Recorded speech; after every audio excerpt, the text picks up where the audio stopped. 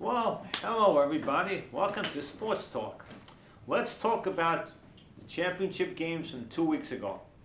First, let's talk about Cincinnati and Kansas City, or as I call it, a tale of two halves. So I missed most of the first half because I stayed up all morning to watch the best tennis match I've seen in a long time. Started like 3:30 in the morning, Sunday morning, New York time, whatever time it is over there, and it ended 9 o'clock in the morning. So I didn't go to sleep until like almost 1 in the afternoon, so I kind of missed the first half. So I saw some of it, and at halftime, basically Kansas City was dominating, up 21-3. Cincinnati scored a late touchdown, 21-10, and then I saw the highlight of Kansas City had a chance to basically either kick a field goal or score a touchdown to make it 28-10. And Mahomes basically told the coach, "Oh, I got something cooking. Let's do this."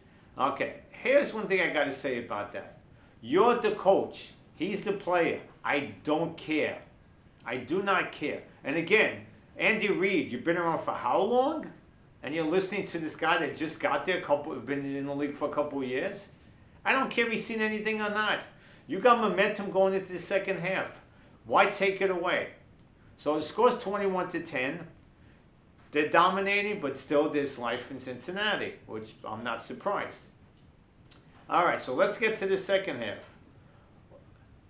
All of a sudden, basically, Cincinnati, down by 21-3 at one time, ends up tying the game at 21. And I'm going like, here we go. Because like I said 2 weeks ago, Kansas City doesn't have a pass rush. That's why basically Cincinnati hung in there. So then they trade field goals. And then at the end of the game, seems the best kicker out of the University of Florida, McPherson, kicks a 50-yarder field goal to send them to the Super Bowl. Go Bengals. You beat my Raiders, you damn well better win. All right. Now let's talk about the other game. The Rams and the 49ers. Totally different game. This was a game of defense, which I appreciate more than offense, because I'm a more defensive guy than an offensive guy. So this was back and forth, back and forth. San Francisco holding on to a lead. Rams coming back. It was going back and forth. But one play changed this whole game. I was tied at, I think Frisco was winning 24-21. I'm not sure the score. And Stafford tries to go deep. And you got 349ers just out there. And they triple team Coop. And the guy basically stands there like this. But again, he's not an offensive guy. He's a defensive guy. So instead of letting him, let it hit his chest, he basically put his hands up by his chest and it popped up. That changed the whole game, because after that they went down and they scored to tie it up. And then at the end, when Frisco had a chance, Rams went down the field, kicked the field goal, 49ers got the ball back. Fortunately, they didn't do anything. So here we are, folks. Here's where it stands. We got the Rams against Cincinnati. First time two number 4 seeds or higher have been in the Super Bowl.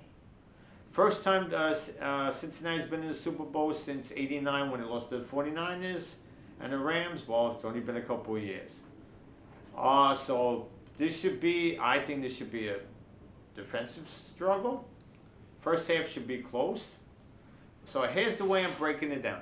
Let's break down Cincinnati first. On offense, you have your usual suspects.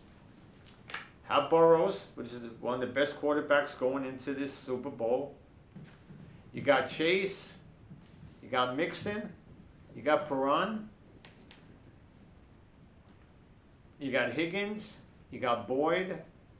And you got Usmanzada. And let's not forget the kicker, McPherson, because this guy's a weapon in himself. So I'm looking at this way. And on offense, you got Eli Apple, ex-Giant, and you got Von Bell. Now, the way I look at it is this way. Everybody's talking about Odell Beckham Jr. with the Giants. Yes, I'm a Giants fan. We know we gave him away, blah, blah, blah. I get it. To me, what Cincinnati has to do with Beckham, he seems to lose it every once in a while. Bang him around a couple of times. Comes down the lane, just hit him. That's all. Just keep on hitting him. That's all. Throw him off his game. With Coop, he's going to get what he's going to get. Okay, not much you could do about it. But Cincinnati has to basically get the ball to Chase. I think the dark horse out of this, as far as Cincinnati goes, I think it's going to be Boyd. Because every Super Bowl there's always one player that nobody talks about on each team. So I think Boyd's going to be the guy that's going to get them. Because if they're going to probably double team Chase, with Ramsey or somebody else along the way. So, this way somebody else will get the ball. And, don't forget, you got the wide receivers too. With Higgins and Usman Zana, if he's actually playing. So we'll see about that. But I think with Cincinnati, they got to run the ball. Everybody's thinking, to me, it's going to be Cincinnati running the ball against the Rams just throwing it all over the place. But we'll see what happens with that. Okay, now let's go over to the Rams. Now, yes, everybody's talking about the offense. Yes, they got a very good offense. No denying that. Stafford, first Super Bowl ever, first playoff win a couple weeks ago. But we'll see what happens with that. I think with Cincinnati, they're going to have to rattle him a little bit. Corner blitz a couple of times, safety blitz, just try to rattle him off. Now, on offense, of course, you got Stafford. You got Akers. You got Beckham. Knopp, of course. Akers.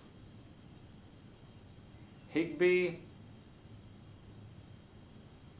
But I think the dark horse for the Rams is going to be Jefferson.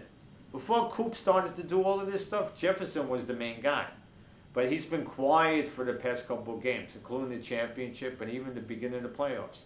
So watch out for Jefferson. That's going to be, I think, the key. Now on defense, of course, the Rams got to put pressure on Burrows, obviously. But I think Cincinnati got the advantage in the quarterback because he's more agile. He'll stay in the pocket for as long as he could, but he can get out of there. While Stafford's not really one to move around. So I think if they're going to blitz him, he has to get out of there before that happens. So basically, Miller and Darnold is going to be the main guy that's going to do it. And Ramsey was going to probably do a safety blitz once in a while too.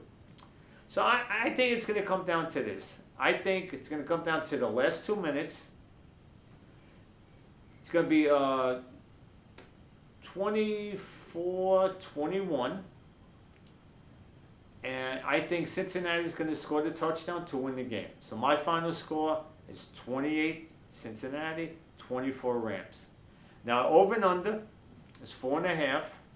And the under is, I think, 46. Now, if you follow all of these websites, your DraftKings, your FanDuel, blah, blah, blah, I would say you got something called alternate spread. I would say buy some points. Take Cincinnati with 6 or 7. You're not going to win as much, but again, if the game goes over overtime, you got to push. If you take 7, if the game goes in overtime, you can't lose. So you got to look at it that way. With the prop bets, I mean, we know there's going to be so many prop bets. What's the color of the Gatorade going to be? The coin toss, all that other stuff. I would say odds. I would say basically take your usual suspects to score a touchdown. Your anytime guys, your Knopp, your Beckham. But the two guys I mentioned, Boyd on Cincinnati and Jefferson on the Rams, take them. Their odds are going to be probably like plus 500, plus 600. Now, I don't think there'll be a safety, but you never know. Would a game go into overtime? I don't think so, but it'll be high odds. So, yeah, so I would say I don't think so. Now, as far as sacks and interceptions, I don't know which site has it. There's a website called MyBookie, which I used to use. They have those things. So basically, I would say interception on each side because I think Burrows and Stafford's are going to throw an interception. Now, as far as total sacks, I think over 3.5 for the game. I don't know who's going to get the most. It might be split down the middle, but we'll see about that. So that's basically it for me. Uh, 2 weeks ago, told you my picks. I told you Cincinnati. Like Frisco, they had their chance, but hey, you know what? It is what it is. But Rams are always in the Super Bowl, just like Tampa Bay did last year. As far as Tom Brady goes, I'm a Giant fan. Happy he's gone. Not gonna miss him. Well, at least I can say one thing as Giant fan: we never lost to Tom Brady. Remember that, people. Okay, so you can rip the Giants all you want, but he's 0-2 against us. All right, folks. So enjoy the Super Bowl. Enjoy the commercials. And I've seen some of them. They're gonna be crazy, especially the one with Pete Davidson and the one with Colin Jost and Scarlett Johansson. Hilarious commercials. And the halftime show with Snoop Dogg, Dr. Dre, Eminem, Mary J. Blige, Kendrick Lamar, and who knows, there'll be probably somebody else along the way. It should be a good game, hopefully. People are talking about a blow up, but like I said, I think it's going to be really close.